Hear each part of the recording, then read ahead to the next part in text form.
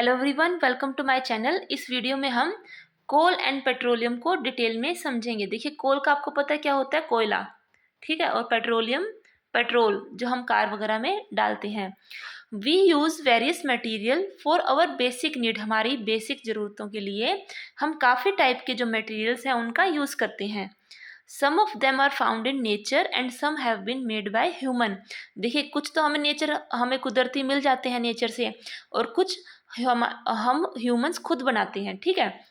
Make a list of various material used by us in daily life and classify them as natural and man made. देखिए, natural कौन कौन से हैं? Air, ठीक है, जो जिस हवा से हम सांस लेते हैं। फिर है पानी, H2O। बाकी है मिट्टी, मिनरल्स वगैरह, पेट्रोल वगैरह, ये सारी चीज़ें क्या है, नेचुरली हमें मिलती हैं। मैन मेड क्या है? जो हम नोटबुक बना रहे हैं, ये पेपर जिस पे हम पढ़ रहे हैं, ठीक है। बाकी और क्या हो गया? पेन हो गया, पेन, पेपर, एरोप्लेन हो गया, ये सारी चीज़ें क्या है, ये मैन मेड हैं। आगे चलते हैं। जो आपकी लिस्ट में थे वो क्या क्या थे? एयर, वाटर, सॉइल और मिनरल्स थे, क्योंकि ये सब हमें नेचर से मिलते हैं और इन्हें बोलते हैं नेचुरल रिसोर्सेज। और नेचुरल रिसोर्सेज हम पहले भी चैप्टर में पढ़ चुके हैं। अब ये जो रिसोर्सेज हैं मेनली दो टाइप के होते हैं, इनएग्जॉस्टिबल नेचुरल रिसोर्सेज या एग्जॉस्टिबल नेचुरल रिसोर्सेज। देखिए, क्या आप कभी सोच सकते हैं कि जो हवा है, पानी है या मिट्टी है, कि वो ह्यूमन एक्टिविटी के द्वारा वो ख़त्म हो सकती है? You have already studied in about water in class 7th. Is water a limitless source? देखिए, जो शुद्ध पानी है वो कुछ ही परसेंटेज है, वो हमारी फ्रेश वाटर जो हम पी सकते हैं, बाकी सारा नमकीन है या वो पीने या यूज़ करने लायक नहीं है, ठीक है। हमें बिल्कुल सोच समझ के पानी को यूज़ करना चाहिए। आगे है inexhaustible natural resources. These resources are present in an unlimited quantity in nature and are not likely to be exhausted by human activities. देखिए, जिन नेचुरल रिसोर्सेज को ह्यूमन एक्टिविटीज़ मतलब ख़त्म नहीं कर सकती, वो उनकी जो क्वांटिटी है वो अनलिमिटेड है, ठीक है। वो रिसोर्सेज होते हैं inexhaustible natural resources. For example air and sunlight. देखिए, सूरज है, सूरज की इतनी रोशनी है, इतनी है, हम कुछ भी कर लें वो ख़त्म ही नहीं हो सकती, क्योंकि वो एक तो हमसे है ही बहुत दूर, हम उसका कुछ भी नहीं कर सकते, ठीक। आगे है एग्जॉस्टिबल नेचुरल रिसोर्सेज की वो रिसोर्सेज जो ह्यूमन एक्टिविटी के अगर हम मिस यूज़ करेंगे उनका तो वो ख़त्म हो सकते हैं। The amount of these resources in nature is limited. इनके जो अमाउंट है वो लिमिटेड है, and they can be exhausted by human activities, और ह्यूमन एक्टिविटीज़ के द्वारा इनको ये एग्जॉस्ट हो सकती हैं। Examples are forest, wildlife, mineral, coal, petrol, natural gas, और ये इनके एग्जाम्पल्स हैं। आगे है ये एक्टिविटी है 5.2। It is a group activity, ये आपको ग्रुप में करनी है। Take some containers, fill them with popcorn, peanut, roasted gram, toffees. Divide students into group of 7 each. Further divide each group into 3 sub group 1 to 4 student. Label them as first, second and third generation respectively. These subgroups represent the consumers. As the population is growing, second and third generation have larger number of consumers. Put one container full for each group on a table. Ask the consumer of the first generation from each group to consume eatables from the container of the group. Now ask the second generation consumer from each group to do the same. Ask student to observe carefully the availability of eatables in each container. If something is left in the container, ask third generation from each group to consume it. Now finally observe whether all the consumer of the third generation got eatables or not. Also observe if anything is still left in container. देखिए, इसमें क्या किया था कि कुछ containers लिए, उसमें popcorn, peanut वगैरह डाल दिया, ठीक है। बच्चों को डिवाइड कर दिया ग्रुप्स में, और फिर ग्रुप के भी सब ग्रुप बना दिए। जो बच्चे थे उनको हम कंज्यूमर की तरह अगर हम करें तो मान लो ये है, इसमें पीनट है, ठीक है, या पॉपकॉर्न है। एक उनको जो बच्चे थे आगे जो सब ग्रुप्स थे उनको हमने जनरेशन का नाम दे दिया, first generation, second generation and third generation, ठीक है। हर जनरेशन के बच्चों को बोला कि आप आओ और इसमें से पॉपकॉर्न उठा के ले जाओ। वो पॉपकॉर्न जैसे जैसे लेके जाएंगे वो उसकी क्वांटिटी है क्या है वो धीरे धीरे कम होती जाएगी। शायद फर्स्ट या सेकंड जनरेशन के बच्चे तो उसको सबको ले लें, उनको सबको मिल जाएंगे, लेकिन थर्ड जनरेशन के बच्चे हो सकता है कि सबको ना मिले और कुछ बच्चे रह जाएं। ठीक है। तो ये एग्जाम एक्टिविटी थी, इसका मतलब ये था कि जो हमारे सोर्सेज हैं वो लिमिटेड हैं। कुछ लोग तो उसको अच्छी तरह यूज़ कर पाएंगे, लेकिन फ्यूचर जनरेशन के लिए वो काफ़ी कम हो जाएंगे। ठीक है। ऐसे ही assume that the tables and the container represent the total availability of an exhaustible natural resource like coal, petroleum और natural gas। देखिए, जो कोयला है, जो पेट्रोल है या जो नेचुरल गैस है, वो ख़त्म होने वाला नेचुरल रिसोर्स है। हर ग्रुप का डिफरेंट कंजप्शन पैटर्न है। देखिए, जो जनरेशन है वो काफ़ी लालची होती जा रही है और आदमी की जो ज़रूरत है वो ख़त्म नहीं हो रही है। तो इसलिए हमें फ्यूचर की जनरेशन के लिए भी सोचना चाहिए और जो नेचुरल जो ये रिसोर्सेज हैं जो ख़त्म हो सकते हैं उनको थोड़ा ध्यान से यूज़ करना चाहिए। In this chapter, we will learn about some exhaustible natural resources like coal, petroleum and natural gas। और इनका ही हम डिटेल में पढ़ेंगे कि ये कैसे बने थे और अब हम इनका क्या क्या यूज़ है। ठीक है, ये सारी चीज़ें हम देखेंगे। These were formed from the dead remain of the living organisms, fossil, so these are also known as fossil fuels। देखिए, ये जो सारे हैं ये फॉसिल से बने हुए हैं, इसलिए इन्हें बोलते हैं फॉसिल फ्यूल्स। सबसे पहले है कोयला 5.1 कोल। यू हैव सीन कोल और हर्ड अबाउट इट। फिगर है इसमें 5.1, इसमें कोयला है। It is as hard as stone and is black in colour. देखिए, पत्थर की तरह हार्ड है और ये ब्लैक कलर का है। Coal is one of the fuel used to cook food. Earlier it was used in railway engine to produce steam to run the engine. It is also used in thermal power plant to produce electricity. Coal is also used as a fuel in various industries। देखिए, जो पहले था कोयला वो खाना बनाने के लिए यूज़ होता था, या जो आजकल तो क्या है इलेक्ट्रिक ट्रेन्स हैं या डीजल इंजन से वाली हैं ट्रेन्स। ठीक है, लेकिन पहले क्या थे, कोयले से ही आपने वो देखी होगी गदर में क्या वो कोयला डालता है एंड सीन में, और वो उसके भाप उससे इंजन भाप बनती है और इंजन चलता है। ठीक है, ये आपने मूवीज़ लगभग पहले वाले मूवीज़ में देख सकते हैं कि ट्रेन को कोयले से चलाया जाता था। आजकल क्या है, ये थर्मल पावर प्लांट में इलेक्ट्रिसिटी को प्रोड्यूस करने के काम आता है और ये कई इंडस्ट्रीज़ में आज भी फ्यूल के रूप में तो यूज़ होता है। आगे है स्टोरी ऑफ कोल की। इसकी कहानी क्या है, हमें ये कैसे मिला। देखिए, करीब 300 मिलियन ईयर्स अगो, 1 मिलियन में होते हैं 10 साल।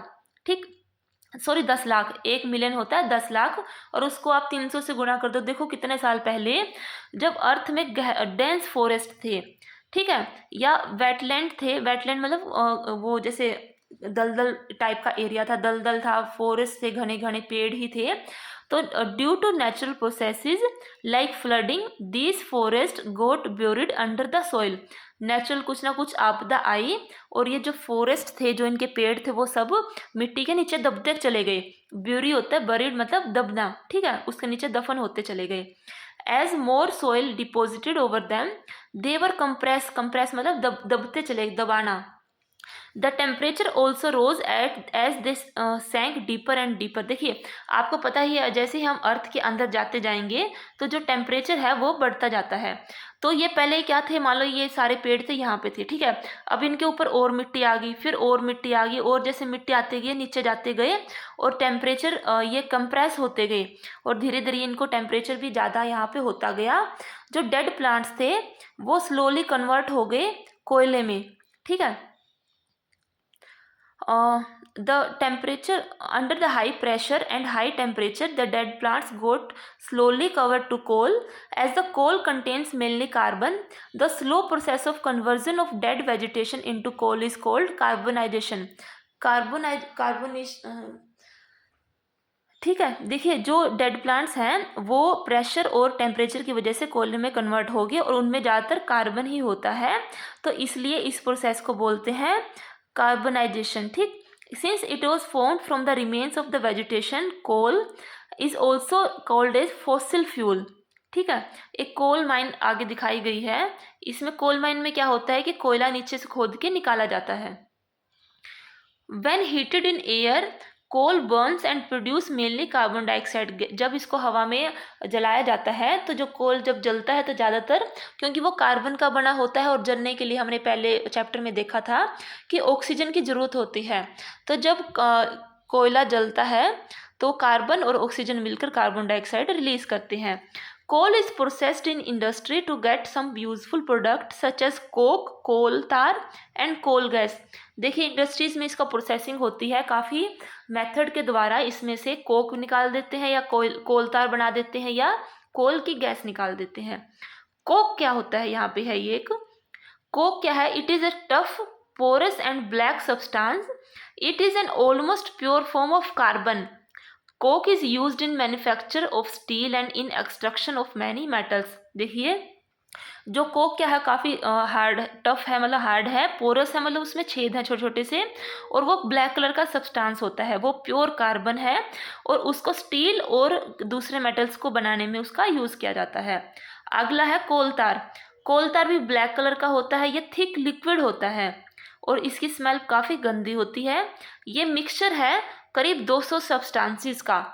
Product also obtained from coal tar are used as starting material for manufacturing various substances used in everyday life and in industries like synthetic dye, drug, explosive, perfumes, plastic, paint, photographic material, roofing material etcetera. देखिए जो कोल तार है इसमें करीब 200 substance होते हैं, ठीक है। ये और जो सब्सटेंसेस हैं ये इसके जो प्रोडक्ट है इसको आगे प्रोसेस करने के बाद इसमें से जो हम डेली की चीज़ें हैं जैसे डाई हो गया, ड्रग्स, एक्सप्लोजिव हो गए, perfumes, plastic, paint, photographic material या रूफिंग मटेरियल है, वो सारी इन चीज़ों से ही निकलते हैं, ये कोल तार से ही हम निकालते हैं। Interestingly naphthalene balls use to repel moth and other insect are also obtain from coal tar. देखिए आपने कपूर की गोलियां सुनी होगी कि सर्दियों के जब हम कपड़े डाल रख देते हैं बेड वगैरह में तो हम कपूर की गोलियां या कैम्फर बोलते हैं जिसे, वो भी रख देते हैं, ठीक है, ताकि जो शिकारी वगैरह है या दूसरे कीड़े हैं वो ना लगे कंबल वगैरह में। तो ये भी हमें कोल तार से ही मिलता है। आगे है कोल गैस। कोल गैस क्या होती है? Coal gas is obtain during the process of coal to get coke. देखिए जब कोयले से कोक निकालते हैं उस समय कोल गैस निकलती है। It is used as a fuel for many industries situated near the coal processing plant. देखिए जहाँ पे ये कोल को प्रोसेस करते हैं उन प्लांट्स के आसपास जो भी फैक्ट्री इंडस्ट्रीज होती हैं वो कोल गैस का यूज़ करती हैं एक फ्यूल के रूप में। आगे है पेट्रोलियम। पेट्रोलियम क्या है? You know that petrol is used as a fuel in light automobiles such as motorcycle, scooter and car. Heavy motor vehicle like truck and tractor run on diesel.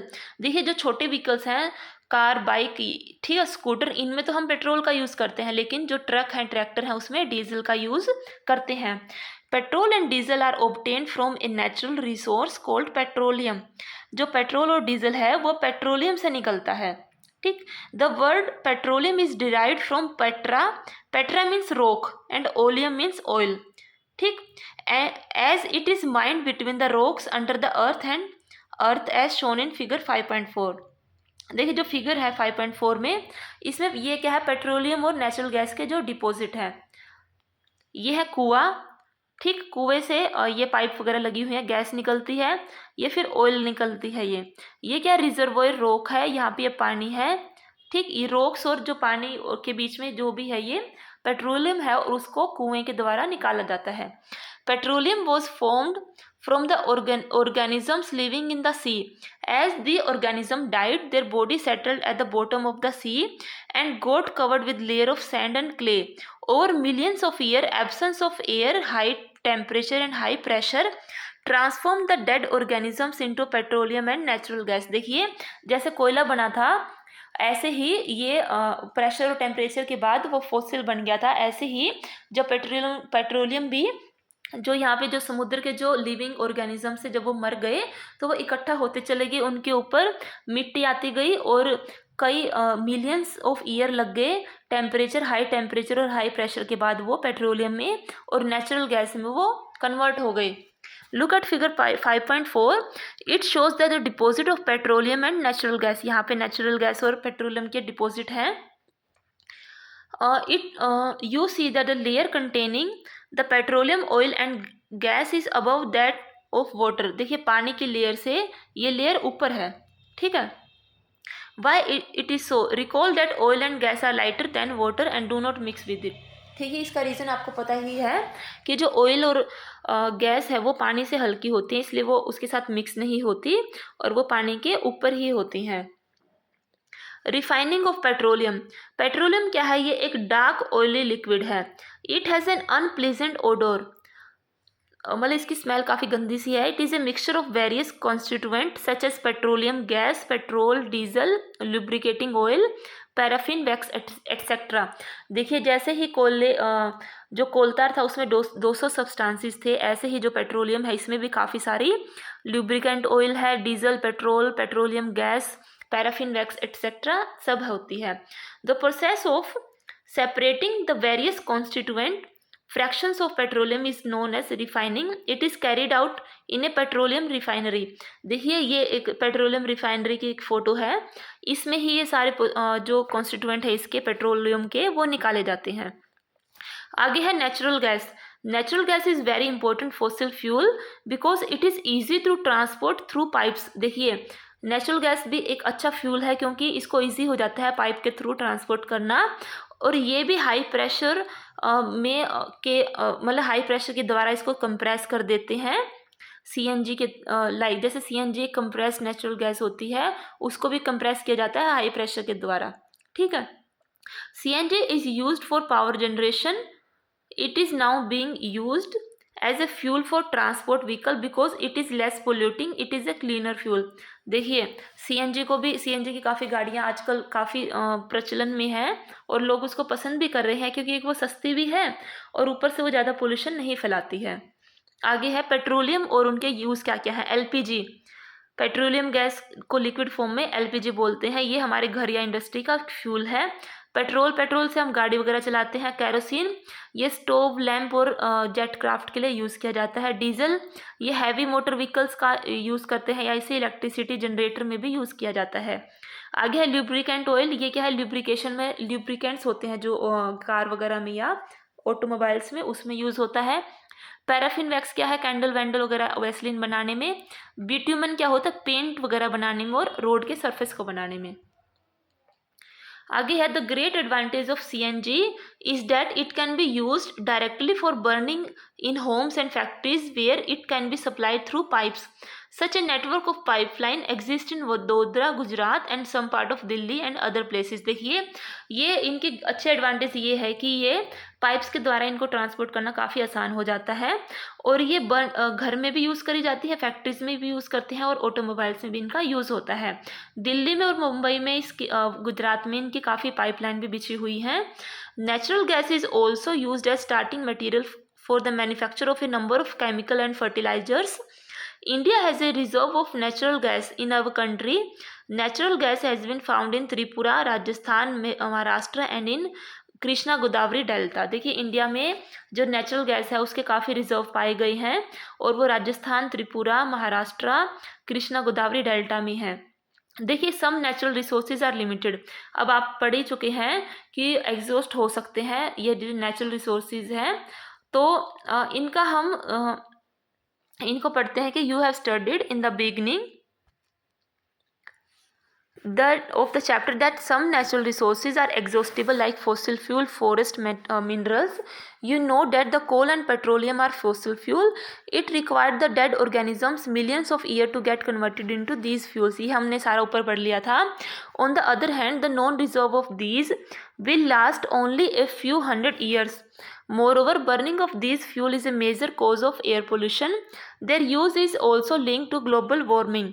It is therefore necessary that we use these fuels only when absolute necessary. This will result in better environment, small risk of global warming, and the availability for a longer period of time. In India, Petroleum Conservation Research Association (PCRA) advise people how to save petrol and diesel while driving. देखिए ये जो हमारे natural resources हैं ये limited भी हैं और कुछ ये बनते भी कई हज़ारों सालों में है, लाखों सालों में, और ये जल्द ही ख़त्म हो सकते हैं अगर इनको केयरफुली इनका यूज़ ना किया जाए। और कुछ टिप्स हैं इनको बचाने के लिए, क्योंकि जो गाड़ी है वो या तो कांस्टेंट या मॉडरेट स्पीड पे चलानी चाहिए, ऐसे नहीं कि बिल्कुल धीरे धीरे बहुत ही स्लो चला रहे हो, बहुत ही ज़्यादा फास्ट चला रहे हो। ट्रैफिक लाइट पे इंजन को बंद कर देना चाहिए और यहाँ जहाँ पे अगर आपको वेट करनी है वहाँ पे भी आप इंजन को बंद करें। टायर का जो प्रेशर है वो एक करेक्ट होना चाहिए, कम या ज़्यादा नहीं होना चाहिए, कहीं फिर वो इंजन ज़्यादा यूज़ करे पेट्रोल या डीजल। और आपके जो व्हीकल है उसकी रेगुलर मेंटेनेंस भी हो जानी चाहिए। आई होप कि आपको मेरा ये वीडियो अच्छा लगा होगा। प्लीज़ मेरे चैनल को लाइक करें, शेयर करें और सब्सक्राइब भी करें। और जो मेरी बाकी वीडियोज़ हैं हिंदी की, इंग्लिश की, मैथ्स की, साइंस की, हिस्ट्री, ज्योग्राफी, आप प्लीज़ उनको भी देखें। Thank you for watching.